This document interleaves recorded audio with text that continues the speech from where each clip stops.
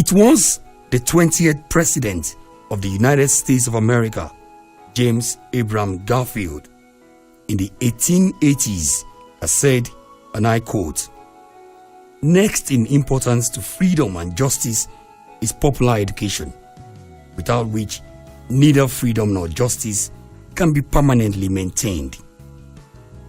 This saying, which is over a century old, is in tune with the provisions of the 1999 Nigerian Constitution as amended in Chapter 2, Section 18, Subsection 1, 2, and 3, as it concerns education with its heading and educational objectives. This portion of the Constitution, which is the guiding principle for the federal government of Nigeria, states, and I quote, 1. Government shall direct its policy towards ensuring that there are equal and adequate educational opportunities at all levels. 2. Government shall promote science and technology. 3. Government shall strive to eradicate illiteracy, and to this end, government shall, as and when practical, provide a. Free, compulsory and universal primary education. B. Free secondary education. C. Free university education. D. Free adult literacy program.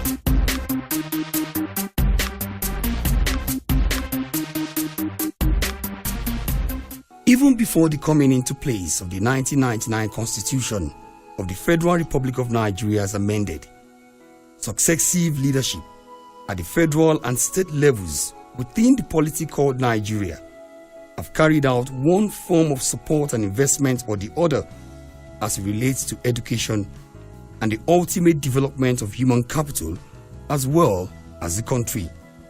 And now, with the inauguration of the present administration under the leadership of His Excellency President Muhammadu Buhari, Commander-in-Chief of the Armed Forces, Federal Republic of Nigeria, on the 29th of May 2015, one can say without fear that the trend had continued with promise of an increased tempo given his humble background. The President already has started demonstrating this through his decision to appoint ministers for the Federal Ministry of Education, and the Honorable Minister of Education, Malam Adamu Adamu, is towing the path of President Muhammadu Buhari GCFR. Also, on the 1st of August 2016, announced the appointment of heads of parastatals and agencies in the education sector by the President. One of such appointments was that of Dr. Abdullahi Buchi Bafa, a radical academic, talented administrator, and principled union leader, as the new Executive Secretary of the Tertiary Education Trust Fund, TETFund. Dr. Bafa assumed duty on the 3rd of August 2016. Dr. Abdullahi Bafa Bichi.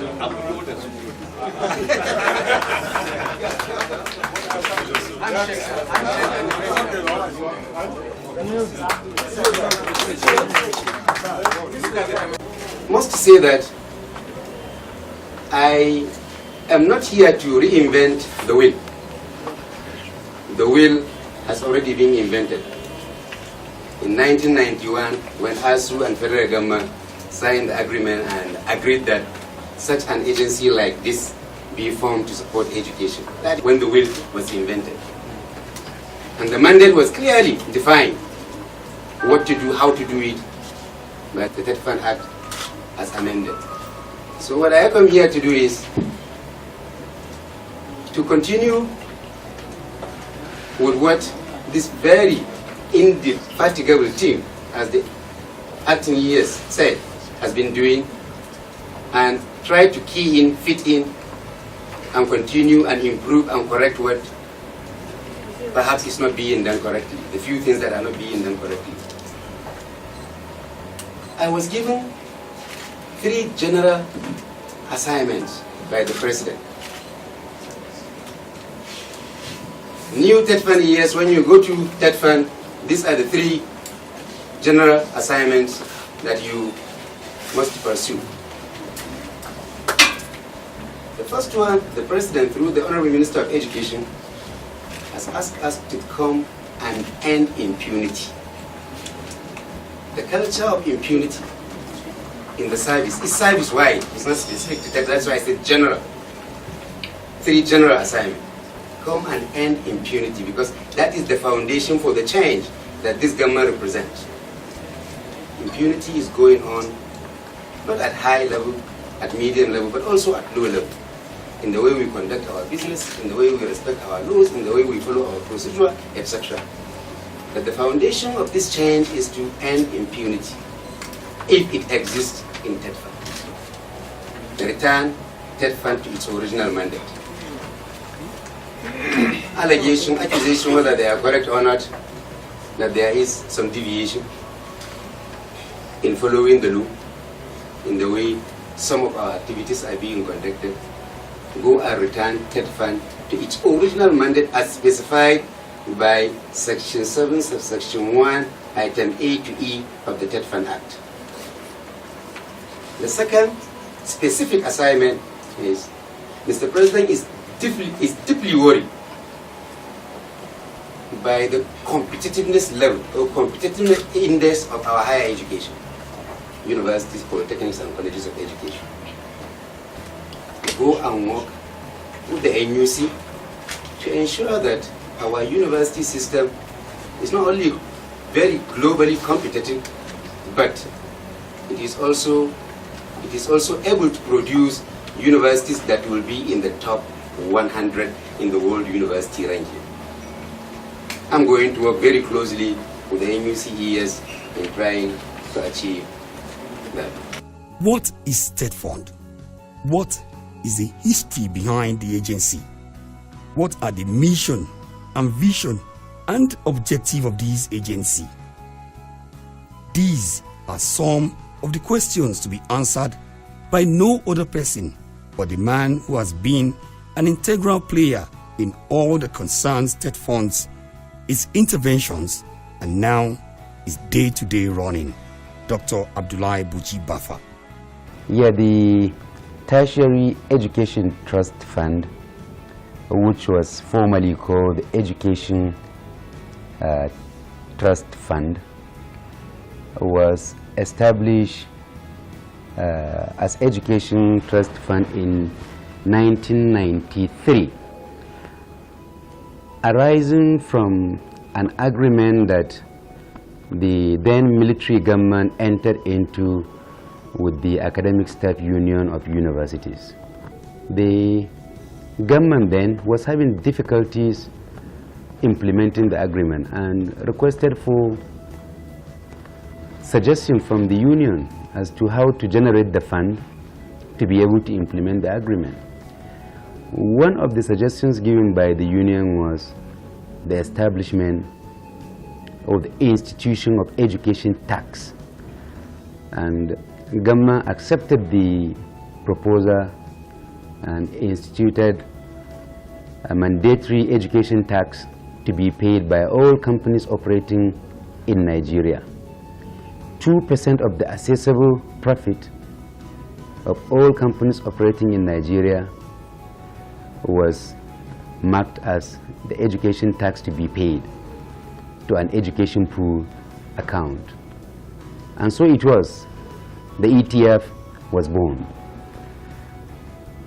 The act establishing ETF was amended first in 1998 to strengthen the agency and to further refine its own mandate. It was again amended in 2011 to refocus the agency to meet the tertiary education institutions' demand. And that is how the name ETF was changed to Tertiary Education Trust Fund, TET Fund. Yes, the history and testimony surrounding TET Fund cannot be told in one full swoop. The achievements of TET Fund within this period of its existence are clear vindication of the federal government's decision to establish the agency years ago in line with the vision of Academic Staff Union of Universities, ASU. This is aptly captured in the words of Mark Twain, which states, and I quote, 20 years from now, you will be more disappointed by the things that you did not do than by the ones you did do. So throw off the bowlines, sail away from the safe harbor, catch the trade winds in your sails, explore, dream, discover. Has TET Fund thrown off the bowlines? Has the foremost intervention agency sailed away from the safe harbor and caught the trade winds of positively changing the landscape of public tertiary education institutions in Nigeria? The taste of the pudding is in the eating, they say. So the testimony will be nothing else other than completion and commissioning of projects sponsored by TET Fund.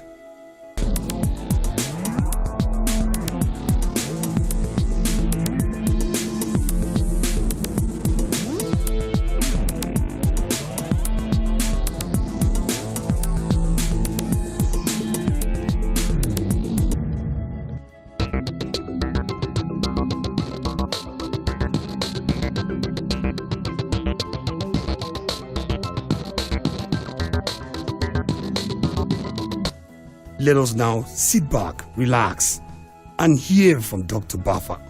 Well, the mandate of the fund, as articulated, as enunciated in the Act establishing TET Fund, is in 5 core areas. One is the fund is expected to support beneficiary agencies in the provision of physical infrastructure for teaching and learning. Provision and maintenance of physical infrastructure for teaching and learning. 2, support beneficiary institutions in the provision of learning resources, including equipment, laboratory equipment, reagents, and such other learning resources. 3 is to support beneficiary institutions in research and publications. And 4, to support beneficiary institutions with academic staff training and development, what we call capacity building. And 5 is any such other intervention that, in the opinion of the Board of Trustees, will help in strengthening and uplifting higher education institutions in Nigeria. In pursuing these mandate areas, the Tertiary Education Trust Fund has created 12 intervention lines, 12 normal intervention lines. These intervention lines are program upgrade, and that is the line that supports the building or maintenance, building or refurbishing of physical infrastructure for teaching and learning. There is also the library development intervention. And the third one is the academic staff training and development, where we give beneficiary institutions money to support the training for scholars to pursue higher degrees.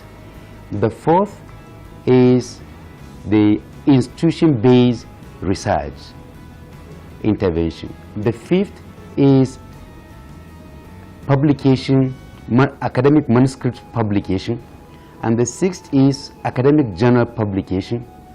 The seventh is entrepreneurship intervention. The eighth is conference attendance. The 9th is academic journal publications. The 10th is TET Fund project maintenance intervention. The 11th is teaching practice support intervention. And the 12th is ICT support intervention. These 12 intervention lines are like pigeonholes that we allocate and put certain quantum of money into, for which we expect the institutions to draw from and to utilize for the purpose of activities that the intervention lines specified.